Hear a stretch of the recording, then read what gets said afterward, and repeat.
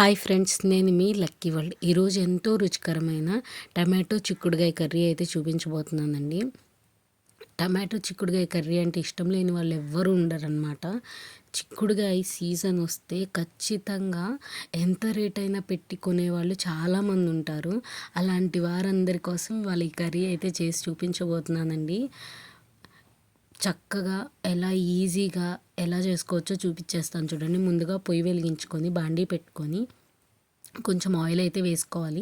ఆయిల్లో కొన్ని తిరుగుమాత గింజలు, కరివేపాకు వేసుకొని అవి బాగా వేగిన తర్వాత కొన్ని ఉల్లిపాయలు అయితే వేసుకోవాలి. ఉల్లిపాయలు గోల్డెన్ బ్రౌన్ కలర్ వచ్చేంత వరకు బాగా వేపుకోవాలండి. ఉల్లిపాయలు కొంచెం గోల్డెన్ బ్రౌన్ కలర్ వచ్చిన తర్వాత టమాటోస్ తీసుకొని చిన్న చిన్న ముక్కలుగా కట్ చేసుకొని ఇందులో అయితే వేసుకోవాలి. టమాటోస్ బాగా పండినవి అయితే కర్రీ గుజ్జు అనేది చాలా బాగా వస్తుంది. లేదు కొంచెం పచ్చిగా ఉన్నాయి అయితే కొంచెము మగ్గడానికి టైం పడుతుంది.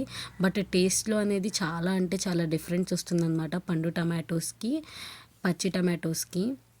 ఇంకా టమాటోస్ వేసిన తర్వాత వెంటనే ఒక 5 మినిట్స్లో చిక్కుడుకాయలు అయితే వేసేయాలి. చిక్కుడుకాయలు వేసిన తర్వాత టమాటోస్లో ఉన్న వాటర్ పైకి వస్తూ ఉంటుందన్నమాట. ఈ టైంలో కొంచెం పసుపు అనేది యాడ్ చేసుకొని 1-2 సార్లు బాగా కలుపుకోవాలండి. ఎందుకంటే పసుపు ఆ టమాటోస్ అన్నిటికీ బాగా పట్టాలి కాబట్టి బాగా కలుపుకోవాలన్నమాట. కలుపుకున్న తర్వాత ఒక 2 మినిట్స్ పాటు అలా వదిలేయాలి.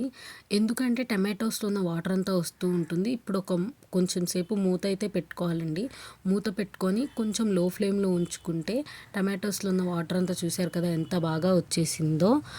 ఇప్పుడు రుచికి సరిపడినంత ఉప్పు అయితే వేసుకుందాము. ఉప్పు వేసుకొని వెంటనే ఒక 1 మినిట్లో కారం అయితే వేసుకుందాము. ఉప్పు కారం వేసుకొని బాగా కలుపుకోవాలండి. కలుపుకున్న తర్వాత ఒక 5 మినిట్స్ పాటు అలా ఉంచేయాలి. ఉంచేసిన తర్వాత ఇప్పుడు ఇందులో గుజ్జు కోసము కొంచెం వాటర్ అయితే యాడ్ చేసుకుందాము.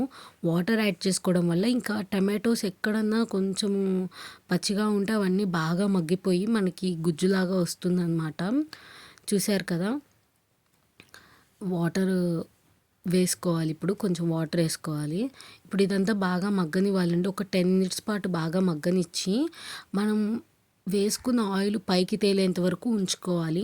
ఆయిల్ బాగా కొంచెం పైకి తేలిన తర్వాత ఉప్పు కారం చూసుకొని దించేసుకుంటే ఎంతో రుచికరమైన చిక్కుడుకాయ టమాటో కర్రీ అనేది రెడీ అయిపోతుందండి. ప్రాసెస్ చాలా సింపుల్, ఎక్కువ ఇంగ్రీడియంట్స్ కూడా లేవు.